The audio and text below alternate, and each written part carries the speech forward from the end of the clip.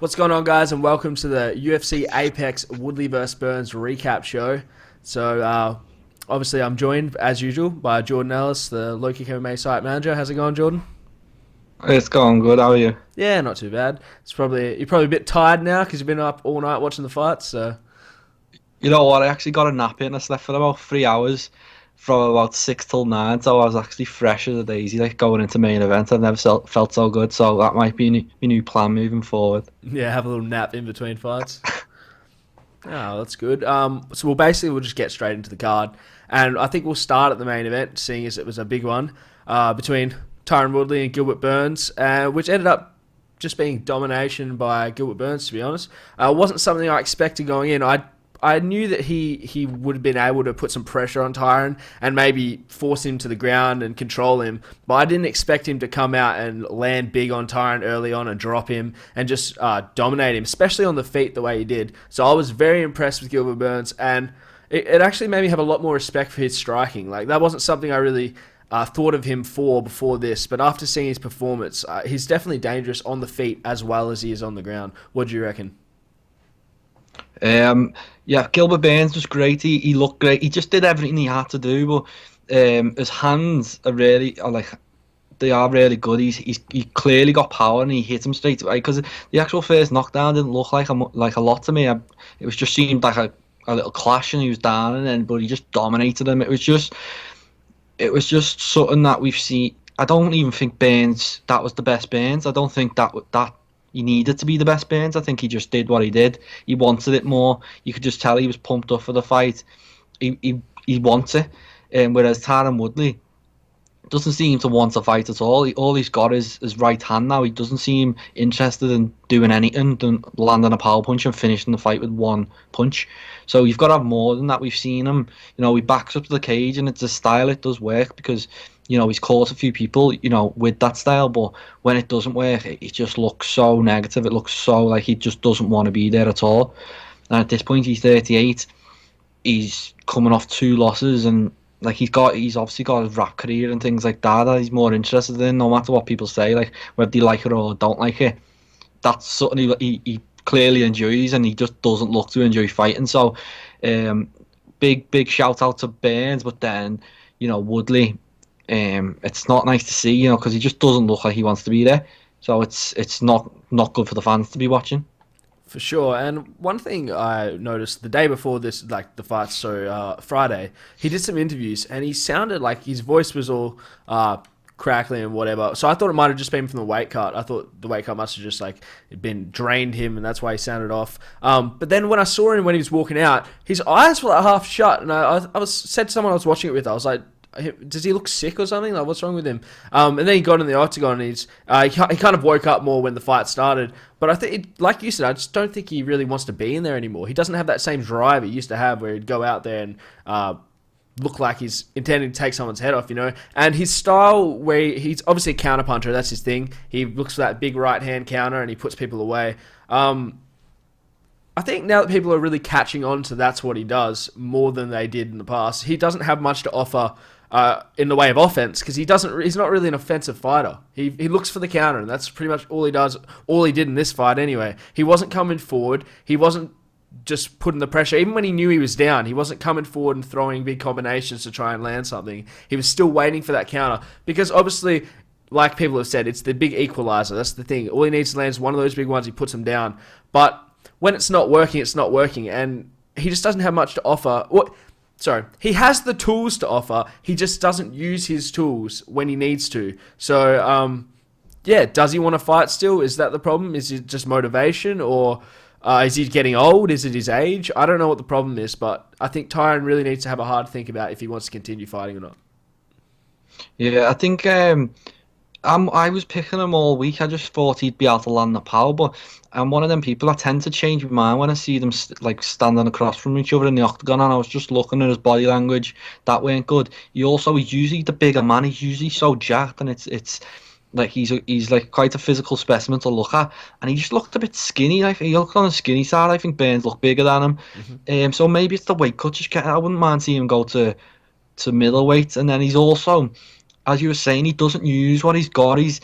like he's got a great chin. If you seen him in the Nate Marquardt, he got knocked out, but it was an absolute war, and he can take shots, but he just doesn't seem to trust his chin, or he just doesn't commit. He just wings one big punch. He doesn't go for combos. It's and yeah, as you're saying, if someone cottons onto that, as Burns just done the same thing Usman did. He didn't do too much different. He just dominated him.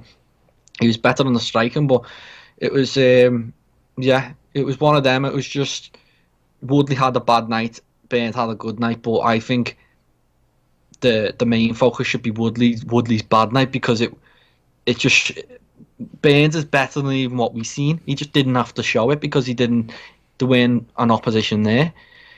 So I hope Woodley, does what he wants to do. I hope he's not just fighting because he needs the money.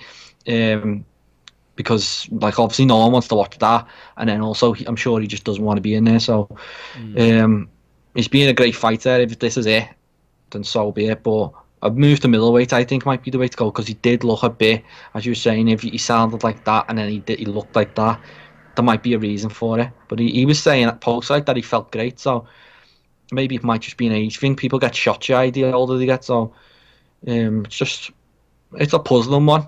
But we have seen them fights from him before. He is one of them guys. He backs up to the fence, and you can hear Michael Bisping on the broadcast just getting so frustrated because he's an absolute warrior coming forward, and he's watching someone just not engage.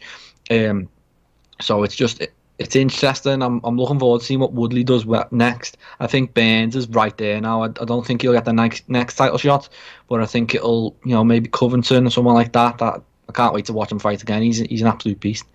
Yeah, so one thing you did touch on was the size difference. I can't believe that Gilbert Burns could make lightweight. He looks huge at welterweight. Like he looks, and it's not like a chubby. Like he doesn't look fat. He looks like muscle. It looks like he's put on a lot more muscle weight, and he fills that weight class perfectly. And he definitely looked bigger than Tyron in that fight. So yeah, like you said, Woodley can fight if he wants to fight. If he doesn't want to fight, he should walk. I don't think if he's not fully both feet in, he should leave. I'm a big fan of Woodley's, and I'd hate to see him go the way of a BJ Penn or like a Silver of late, where they just have one loss after another. It tarnishes what they've done previously, because before the Usman fight, he was up there with the best welterweights of all time, if not the best. He's like 4-time title defense, I believe, 5 title victories against good guys. Wonderboy's no chump.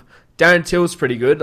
He did get shot up a bit fast, but he's still a talented striker. And what Woodley did to him was so impressive. But those guys, not so much Wonderboy, but Till was a perfect matchup for Tyron's style, because Till's going to come forward, Till's going to throw, and he's always going to be able to find that counter on someone like Till. Whereas Burns looked like he was fighting Tyron's fight. He didn't want to throw big. He wanted to wait to counter Tyron. But when Tyron wasn't throwing anything, that's when he was capitalizing and throwing more volume. And he was just fast to the punch too. Like that first exchange where he dropped him, they both threw, but it was just Burns was fast to the punch. He found it and he clinched up and he threw an uppercut, I believe, was what put that big gash in his eye. So I'm pretty impressed with Gilbert Burns at the moment, and I hope Tyron either works out what's the problem, if it's a mental thing or if it's an age thing. I hope he works out what the problem is and does what he needs to accordingly, right? Takes a walk if he needs to, or keeps fighting. Who do they give him next? Because he'll be ranked maybe 6th now, 5th or 6th, I imagine. They'll put him under Edwards, or maybe just above Wonderboy, because he beat Wonderboy twice. So who would they give him? I can't even think of a name. Who do you think? I think he's done it welterweight. I don't see what's there for him now. I don't think he can. Obviously, there's an issue. I think he's been speaking about middleweight as well, so that's the move. I think if he's going to stick around, go to middleweight. I know he's about 5'9", but he's a big, he's a big man, and he cuts that weight, and I think he always looks super jacked when he fights, and he just didn't last night. He just looked a bit skinny. But in his defence, it might just be a style issue, where the last 2 fights have been against people who are threatening with the wrestling, whereas there's no threat from Wonderboy or Till with wrestling, so he can just commit to his punches. And it was the same against Maia. He stuck the gaff out. It was the worst fight ever against Maia. So when I love it, that when that one. and when the wrestling threat's there, he just doesn't perform as well. Like, and obviously the last two have been losses, and that Maya one was like, I know he won it, but it was no one won that fight. So it might just be a style thing. He struggles with them wrestlers, and maybe he goes up to middleweight because they're all strikes at the top of the middleweight, aren't they? Really, it's Adesanya and Till, and so yeah, maybe that's the one. For Burns though, he looked brilliant. He was like, he just wanted it more. Like everything about his body language, he was speaking to him in there. He was throwing harder. He was, committing to things. Like as soon as Woodley'd come with that big right, he was under on his legs, deeper on deep takedowns, and then he was just dominant. And he just everything about him just said he wants to be champion. Everything about Woodley said he's not too fussed, and that's just my opinion. I'm sure he is bothered now, but even after the fight, he was saying he's got peace about that loss, and I don't know. You could feel that if you really wanted to be champion again. Yeah, so back to that Maya fight. That's how he's got to fight Damian Maya, right? Because like I said, he's a counter striker. All he does is hit those counters, and he stopped every single takedown Maya attempt. I think it was like 36. So of course it was going to be a boring fight because that's his style. Which I think he does well, adapting to who he's fighting, and like how he fought Wonderboy the second time. Same thing, waiting for the counter and landing the big shots. How he fought Till, came forward aggressive, landed. No, he didn't come forward, but he was very aggressive in that fight. He threw a lot of volume and he landed something, took him down, and then just out-grappled him. The problem was you come against Kamaru Usman and you're trying to sprawl on all his takedowns. You're just not going to be able to, because he was a much stronger wrestler. So the idea of just sprawling his takedowns isn't going to work. And when he wasn't even trying to land that, so he was trying, but he couldn't find an opportunity to throw that power right hand. So that's what ruined it, And I thought this Burns matchup was not a terrible one for him. I thought realistically Burns was just going to shoot for takedowns. I didn't think he'd have the confidence to strike with Woodley, but that's because I didn't respect his ability as a striker. Now I know Burns is up there with he can go with anyone. And for him, I think they don't give him a title shot. I think he gets Covington next. That's my pick. They'll give him a Covington. If Covington beats him, Covington can have the next shot after whoever gets it, Masvidal or Edwards, whatever one. Tyron, I don't like the move up to middleweight because I just don't think he's, in the UFC's eyes, I don't think he's as marketable as a Till. So I don't think they'll give him a number 3 ranked contender on his first fight or something. They're not going to give him like a Romero or a Till or like a Whitaker or something. I think they would stick him with someone midway through the rankings. Who's a good one I can think of? Maybe like a Derek Brunson or something. They'll make him work for that. They'll make him do at least 3 fights to get to a title. And I don't think he has 3 fights left in him. He's 38. He's not going to want to fight after he's 40, especially with all the other stuff he's doing. So I don't think middleweight's the move. I think he has a couple more at welterweight. Well, maybe 1 or 2 at middleweight. But I think he's done. I think this is the end of Tyron. I think he's able to talk his way into a fight. I think he's very vocal on social media and all that stuff. He's got his TMZ thing. He knows how to create drama. So I wouldn't be surprised if he could talk his way into a good fight at middleweight. And all he needs is one of them big knockouts, and everyone's back on the Tyron Woodley train. It's just polar opposites. He either sparks someone out, or he doesn't do anything. So it's but it doesn't take a lot for people to forget these performances. All he has to do is just get a big knockout, and even someone like Derek Brunson would be good to have on his record. Uriah Hall, just anyone. He'd need one, and then he'd get another. And then Till's right there. So if Till beats Whittaker, Woodley's going to be like, well, I've already submitted you, so there's the fight done. I like the middleweight move. I do. I just something about the way he looked. I just thought he had a tough cut. Like I don't know, have any inside knowledge, but just from looking at him, he didn't look like his usual self. He looked a bit off, physically, not just the way he was fighting. Like literally, to look at him, he just looked a bit not at his best. Yeah, and I mean he has that win over Gastelum as well, so maybe middleweight is his home. I mean that's where he should be. And a lot of the middleweights are just blowing up welterweights, but Whittaker, Gastelum, Till, they're all welterweights. They're not much bigger than Woodley, so it's not out like it's not like he's gonna be fighting monsters. Adesanya's like he's a big guy, but he's skinny, and it's only Yoel who's just absolutely massive. But after so many title shots, he looks like he's out the picture now. So there's things for him there which I quite like. Yeah, maybe that's the move. Well, we'll continue down the card because Don't want to spend all day on that one, even though he could spend all day on that. There's a lot to it. The co-main event was Augusto Sakai versus Blagoy Ivanov, and it was a split decision win for Sakai. What did you think of that fight, and who did you have winning it? I had Sakai winning it. I actually thought it was a good fight. When we were speaking last time, I was saying it's either going to be a quick knockout or a really boring fight, and it just weren't. It was a busy fight. They were both going for it. Like, they were resting when they needed to, but they were throwing hard, and Sakai just was rattling leg kicks. I thought he won. I'd definitely 29-28. He could have given him every round, though. I think he just done the better work. He was more technical.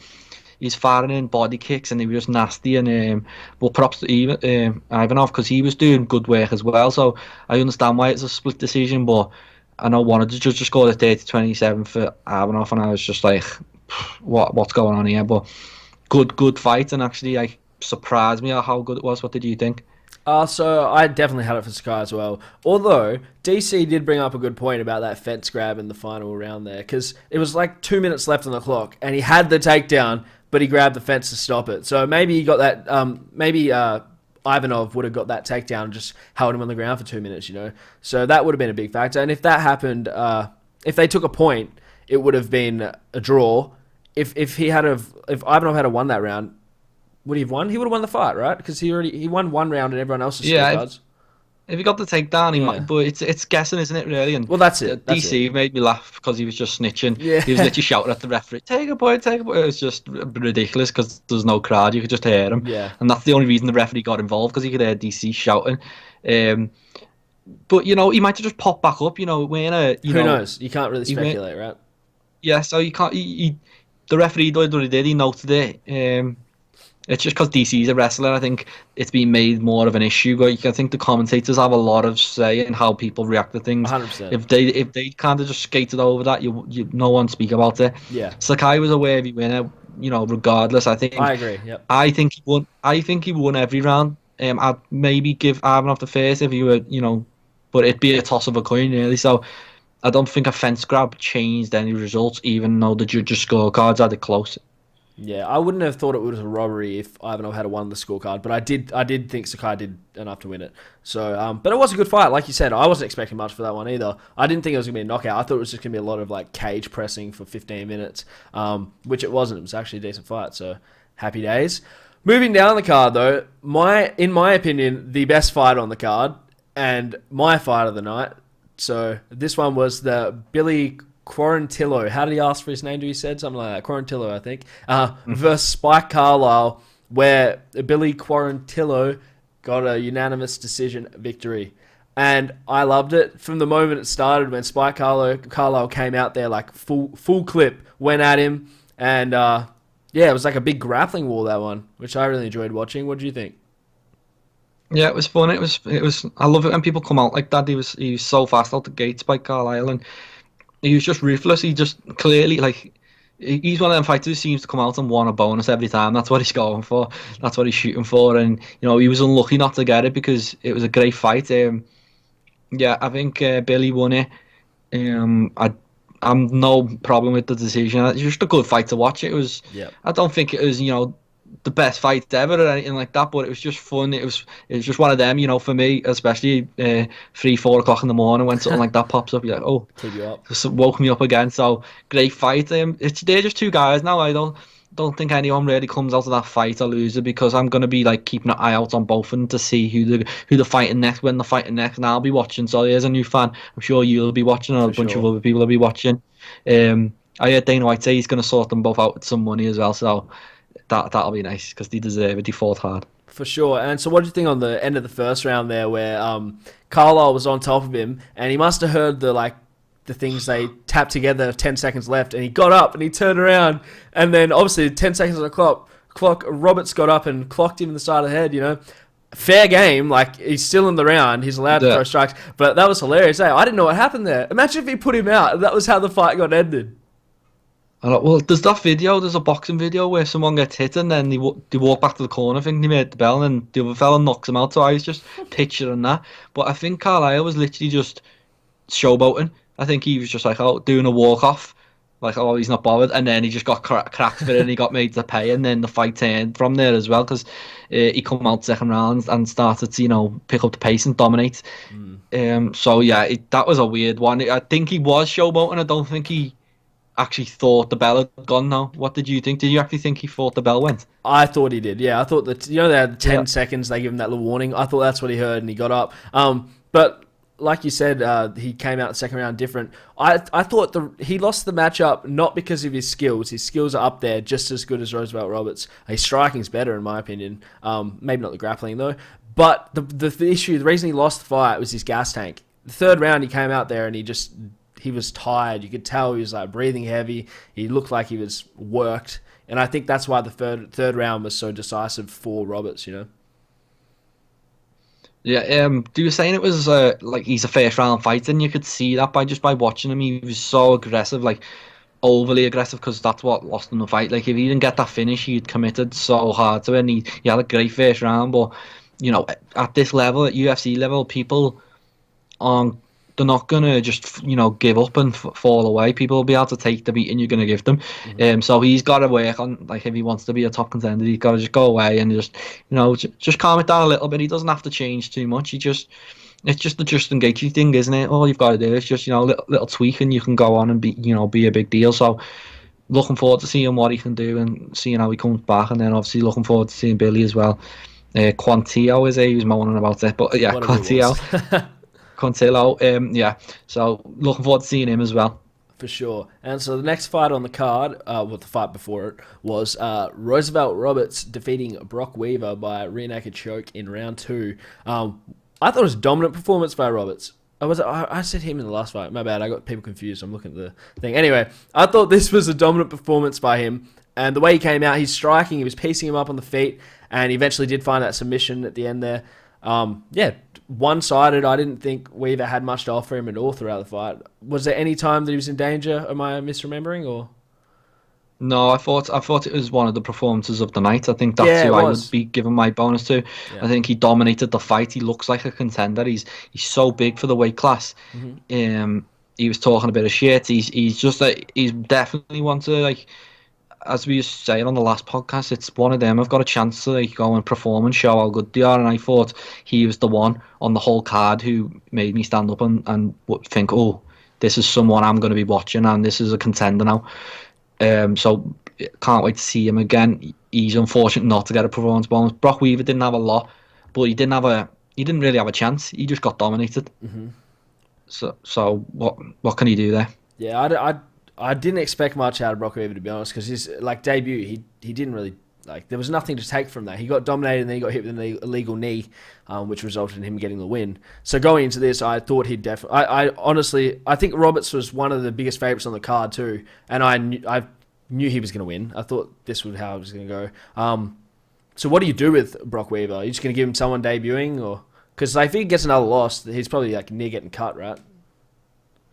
Yeah, I think there's not really but they're both newcomers, aren't they? So there's just that pool of people who a lot of people haven't heard of, and you've just got to match him up with them and just see, how he goes. Obviously, neither guy's going to step up too much after that fight, because it's without disrespecting anyone, it's the lowest level of UFC. It's not much. There's places to go. So Roosevelt Roberts, he'll go on and take the next stop. Weaver will stay where he is, and he needs to pick up a win. For sure. So the fight that opened the main card was Mackenzie Dern versus Hannah Cifers. Beautiful knee bar submission pretty early into the round 2 for Dern. So when I was analysing this fight on the preview show, I thought that it was going to come down to Cifers not being able to stop the takedown and her just being dominated. But it was actually the opposite, because Cifers managed to scramble in the takedown, end up on top. But she just hung around, standing in that position, that one position where they're in half guard almost, and the person's standing up. You're going to get knee barred from there. You can't just stand there, especially near a grappler like Mackenzie Dern's level. You're going to get knee barred. And so she did. And it was beautiful. And it was the first time in women's UFC MMA history that someone's got a leg lock submission. Yeah, it was beautiful submission, but I think Cifers literally just gave it on a plate. She just might as well just said, "Here's my leg, take it," because she was doing well on the feet. Then she looked like she was throwing heavy hands, but Cypher was doing good work. Yep. And I thought they needs to get it to the floor really, because I think if it went that way, she would have lost the decision. But it was just one of them. I think I seen someone on Twitter saying, "Oh, Cypher's with that Cody Garbrandt fight IQ," and I just laughed because it was just like so Accurate. it was just the wrong move, and obviously it's in the heat of the fight and we're no one to talk, but it was just, she just gave it to Dan and Dan took it, and Dan's a really good fighter, and she's definitely one to watch. I think she's brilliant, so I just hope she can fulfill potential. Cyphers is just one of their fighters. She's game. She'll do work and she'll keep coming and she'll beat some top girls. I just don't think. I think there's some levels she needs closing on. Obviously, you could see when they were reading the decision, she looked like she wanted to cry, because it's one of them fights where she's just give it to someone. I think it's similar to like Kevin Lee, where he just seems to be winning the fight and then puts his head in and gets submitted. So work to do there. But then she was the biggest. I think she was the biggest favorite on the card, and I think that quick submission showed why. And I'm looking forward to seeing her with the top girls now. Well, I mean, she could have won that fight, Cyphers. She was, like you said, she was winning on the feet. And even the first takedown attempt, she looked so much stronger. She managed to stuff the takedown. So it looked like, from my perspective, I was watching, I was like, oh, Dern's not going to be able to take her down. This is just going to be a stand-up battle for 3 rounds, and Cyphers will get the decision. And then she shot another takedown, which was scrambled, and Dern ended up on the bottom. She could have just stepped out. She could have gotten out of her guard and let her stand up, right? But she chose to stay inside her guard, which ultimately led to that submission. So, like you said, just not smart fighting, especially for that level, against that level of grappler. Surely she prepared for that. Surely she knew that she didn't want to be on the ground with her. So, I don't know. She'll come back, she'll learn, and she'll go to the next one, hopefully get a win, right? I'm sure she works on her submissions every day, and she thinks she's a brilliant submission artist herself. So maybe it's just one of them. She like some people like to test themselves, and she thought she felt confident hanging out there. Yeah. But Dan's another level on the mat, and it was so obvious. Like as soon as she had her foot trapped, you're just waiting for the referee to pull her off, and they're dangerous ones, them locks, because the whole knee tears, the whole leg just tears. So sure. Hopefully she's okay and she's back in action soon. But I'm very high on Dan. I think she's great. So yeah, keen to see what she does next. I know she gets a lot of stick as well, and she gets a lot of stick online because of her Portuguese accent. It's just, apparently she moved to Portugal or Brazil about 2 years ago, and she's picked up an accent. Yeah, it's quite funny. But yeah, look, can't wait to see her. I think she's great. I think she's a future champion. So can't wait to see her fight again. Yeah, I did see that video floating around that was like Mackenzie Dern accent evolution over the last 6 years or whatever, and she's like got an American accent 6 years ago or whatever, and then it slowly gets more Portuguese or whatever. But good for her, great fighter, keen to see what she does next. Alright, so we'll go to the prelims, but we'll only touch on the ones we want to get into. And first I want to go to the featured prelim, which was just domination by Caitlin Chookagian, and a different style than we're used to seeing by her, right? Because she's usually keeps it on the feet and does her striking work. But in this one, she just went to the takedown. And she could have, there was 3 or 4 submission attempts in the first round that I thought were, done. I thought that Shevchenko was about to tap. But props to Shevchenko for surviving those, right? But, she did get dominated, so what did you think? Yeah. Chookagian was just an absolute beast, and she looked like someone who was a title contender. She looked like someone who deserved to take a shot at Valentina, and she did. Even though she lost the fight and she got dominated herself, she deserved to be there, whereas Shevchenko seems to be getting big fights based off her name or based off the fact that the divisions aren't that stacked. She's come in and she's fought Modafferi and Chookagian, and they're title contenders. So I think she just needs to step back in opposition. It's no shame in that. Work your way up. She's just been through to the Lions basically, and it hasn't gone well. I think she just it was so dominant. There's another one who deserves 50k for the performance of the night, because it was on the bookmakers had Shevchenko favourite, which just seemed to me like odd. so off, so silly. Chookagian's top level. She'll probably come again and get another title shot. But it was just beautiful stuff. She dominated the fight. It's just, I wanted to get that finish because she deserved it, but props to Shevchenko. She took a beating in there. Yeah. So The other fight on the prelims I wanted to touch on was, well, there's a few, but I'll start from the very bottom. We'll go to the bottom now. Did you see the first fight of the night between Chris Gutierrez or whatever, and Vince Morales? Did you see that fight? No, I didn't see that one. Talk me through it. Okay, so basically, Chris Gutierrez, or whatever his last name is, I can't say it, my bad. Anyway, he came out and just attacked the legs. For 2 rounds, he just beat this guy's legs up the entire time and ended up TKOing him with leg kicks. It was like a flawless performance. There was nothing for Vince Morales to offer. He just, was like a heavy bag, a human heavy bag, just taking leg kicks. Props to him for lasting so long, though, because there was a point in the first round where he fell over and it looked like his leg was done, but he came back out for the second round and almost went the entire round, I'm pretty sure. 4 minutes, 27 seconds. So he almost lasted 2 rounds, just having his legs chopped and chopped. Eventually, he just couldn't stand, the ref called it, but that was a great performance, so I was really impressed by that one. Is there anyone else on there you want to touch on? That's 3 in a row now for Gutierrez, so he's definitely one to watch. It was the main one from the undercard for me was Brandon Royval, and it wasn't about the performance. It was about his post, like the way he was acting post fight. He just seemed emotional. He seemed sad. It was like, I think it was just it goes hand in hand with what's happening with John Jones right now. That he's top 50 in the world right now. He's not getting paid, and he's about going to work tomorrow, like today, and it's just it's such a weird. I know they give him a bonus in the end, but like it's just one of them where it's just so weird to see because he's such a high level and he had such a great performance, and then he's bummed because he hasn't earned a bonus or doesn't think he's earned a bonus. Beat Tim Elliott, he shouldn't be having to worry about whatever job he works. So it was a brilliant arm triangle as well. It was a good fight, but that just stood out for me. Where, you don't like to see that, like someone on such a high level. I know it's debut, but it's a great win, and hopefully he doesn't have to go to work today. Now he got that 50 grand bonus. Yeah. Did you hear his post-fight press conference where he was saying that he was working night shift, sleeping 3 or 4 hours, going to the gym, working out for however long, going to work, sleeping another 3 or 4 hours, and then going to the gym again, and then working night shift again. He was like, I can't remember. It was something crazy. He was just working, sleeping a couple of hours, training, sleeping, working. Like, that was all his time, because otherwise, how's he going to support himself?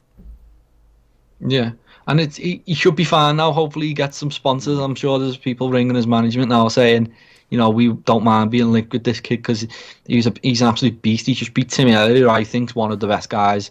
He give Mighty Mouse a good fight. So yeah, I just hope he's like, because obviously no wonder he was nearly crying because that sounds shit. The fact that he's doing night shifts and he's working so hard and he's in the UFC, like the whole point. Every like local MMA fighter, their goal is to get to the UFC, and then you get there, and it's not, it's not all rosy. It's still like just because he's here doesn't mean he's guaranteed to make money, which is quite sad. And I think something needs to change, and hopefully we can start getting fighters some guaranteed purses, and it's not all about bonuses. And because maybe if it weren't all about bonuses, you see people like Spike Carlisle go out there and actually win the fight and not try and put on an absolute war.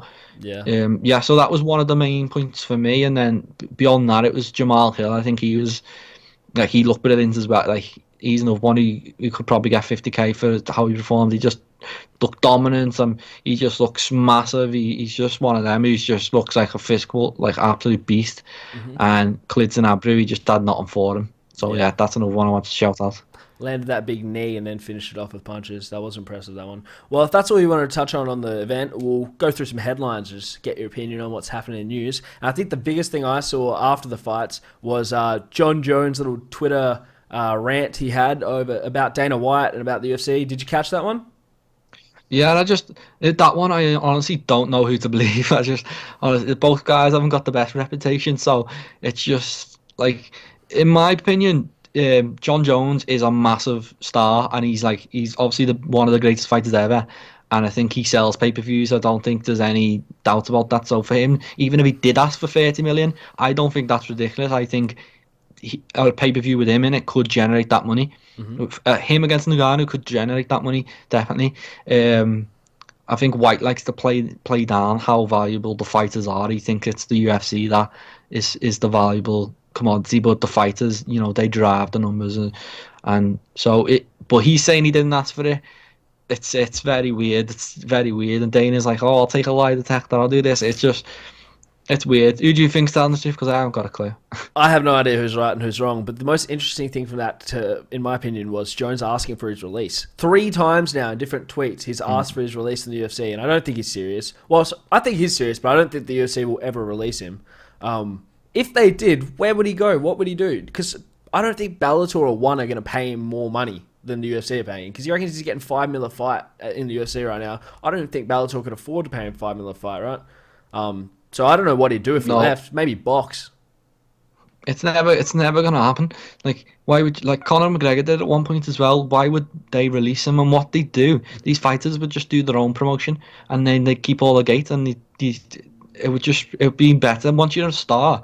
You don't really need the UFC to promote your fight. If Conor McGregor was released from the UFC now, he'd make about 3 times more money by doing a Conor McGregor promotions fight. And that's what we've seen when he went to boxing. So they're never going to do that. And Johns knows it's like it's not an empty threat, because I'm sure if he got released, he'd be quite happy about it. But he knows by saying release me, the UFC are never going to say yeah. Why would they release you? You're tied to a contract, and you're going to make us millions and millions of dollars. So, yeah, that seems to me like just something he's saying. The main point is the money. Like, the fact that he asked for 15, 20, 30 million, I don't think it's ridiculous. And even though he says he didn't say it, he should be saying it, because that's what he deserves. So, yeah, I'm just saying, as we were saying with Brandon Royval, and then these fights need to start getting paid, because they are top tier athletes, and it just diminishes the sport by the fact that he has to go and work a night shift, tomorrow, and it just makes it look, not a proper sport when it's one of the best. So, my thing is, hopefully a big competitor like ONE is able to come in now and just, tempt some fighters away and start treating them right, because they do deserve the money. And especially John Jones, like, I know he's not a saint or anything like that, but talent wise he's earned it. So I'm sure he will I'm sure he's getting paid all right now, but maybe he needs a bit more. For sure. And like you said, if a competitor comes in, it's going to force the UFC's hand. They're going to have to do something to keep their athletes, otherwise they're all going to take off. Yeah, until then, they're the only guys in town, aren't they, really? So they can do whatever they want. I think you need, eventually it might go the way of boxing, which isn't great. You'll have too many promoters and a lot getting in the way. Yeah. But it's not fighter friendly what's going on now, at least in boxing.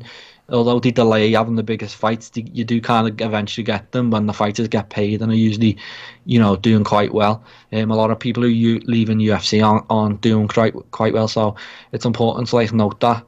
I'm totally on John Jones' side. I'm not really bothered who's telling the truth or who's lying, because I think whatever happened, he deserves that money. For sure. Was there any other headlines or anything you wanted to touch on? What's been happening? What has been? Yeah. No, I think it's just it's dying down now. But I've enjoyed all the GOAT conversation. Yeah, everyone just constantly on the GOAT thing, and I think I put one out a few months ago, and I think George St. Pierre is the GOAT. I don't know who you've got, but I think he's the GOAT, and it's interesting to see Conor, just how much controversy Conor McGregor can cause Drama. With a few tweets. Yeah. It's ridiculous, and just the people who call him out, and I wouldn't even be surprised if you seen someone like John Jones call him out, because it's just everyone just wants that money fight, and it's that might be my thing for this week. I've enjoyed everyone just reacting to Conor McGregor and coming with the GOAT lists, and yeah, it's been fun. Yeah, I think Jones had to be my GOAT. Just his record, all the names he's taken, his ability speaks for itself. He's the most talented fighter in the organisation, in my opinion. Pound for pound, I think he beats everyone. Maybe Khabib's got an argument, but outside that, I think he's definitely a GOAT. But the funniest thing from all that conversation to me was Anderson Silva offering Conor McGregor a fight, because as much as I think Conor's too a smaller guy, and I don't like him at welterweight, I think he might get it done against Silva at a catchweight, I think he beats up the legs and puts him out like TKO, same way Cannonier did, All these fights that are getting offered are actually fights that everyone would want to watch. Why wouldn't you want to watch Conor McGregor against Anderson Silva? Obviously in his prime it'd be a bit of a mismatch, but now it's not. Yeah. And now it's I'd expect Conor McGregor to be the favourite going into that one. He opened the So underdog. yeah, it's just did Yeah, he the odds came see out. that? I know, but these bookmakers, I honestly don't think half the time they know it. So if you're into betting, check the UFC odds all the time because they're not. Chikagian was underdog last night. It was ridiculous. It was, so just keep an eye on them odds, everyone, because there's money to be made, and if so just keep an eye on them. And then obviously we've got 250 next week, haven't we? Which Yeah, we'll go through that on the Tuesday. full card come out, didn't it? And what do you actually make of the card? We won't get into it. Yeah, just touch on it. I don't think it's a pay-per-view worthy. I think it's a really stacked fight night. If that was a really stacked fight night, I'd be stoked. I'll obviously still watch it. There's a lot of good fights on there, but for a pay-per-view, come on. It's a bit like empty. Good fights, but I don't know if it's worth the $60 or how much it costs. No, I've seen someone say, "Oh, you have 250 is a great card. It's just missing the main event," and that's the way I feel. It's just missing. You had Cejudo, Cruz, and Gaethje and Ferguson on one card. So why not move one of them to this card? And it's only a couple of weeks later. They all wanted extra time to train anyway. So I don't. It just that's all it's missing. Like Amanda Nunes, obviously she's the GOAT, but it's just on paper it just seems like a normal defense. It's not a big fight, is it? Really, it's just no offense to Felicia Spencer, but I think she's going to be a big underdog in that fight, and no one's expecting her to win. So hope I'm wrong, and she puts on a great performance. But yeah, it's just not. Obviously, I'm not American, and there's no pay-per-views over here. Well, not many anyway. So I'm glad I wouldn't be paying $60 for this. So yeah, it's just. I'm looking. It's still a great card. Like there's some great fights in there, a lot of great fights, but it just seems to be missing the actual marquee name at the top of the card. Which, in fairness, there's a lot going on right now. It's hard to get fighters tied down. So yeah, I'll still be watching it. It'll still be a great night. But it's just, and I'm looking forward to breaking it down because we'll probably go through that card top to bottom because there's a lot of great fights all the way through. Sure, yeah. So I'm looking forward to that. All right, well, I think we'll call it there. Thanks for watching, guys, and we will speak to you on Wednesday, I believe. That's when the 250 preview should go out. So speak to you then. Make sure you like, comment, and subscribe, and thanks for watching.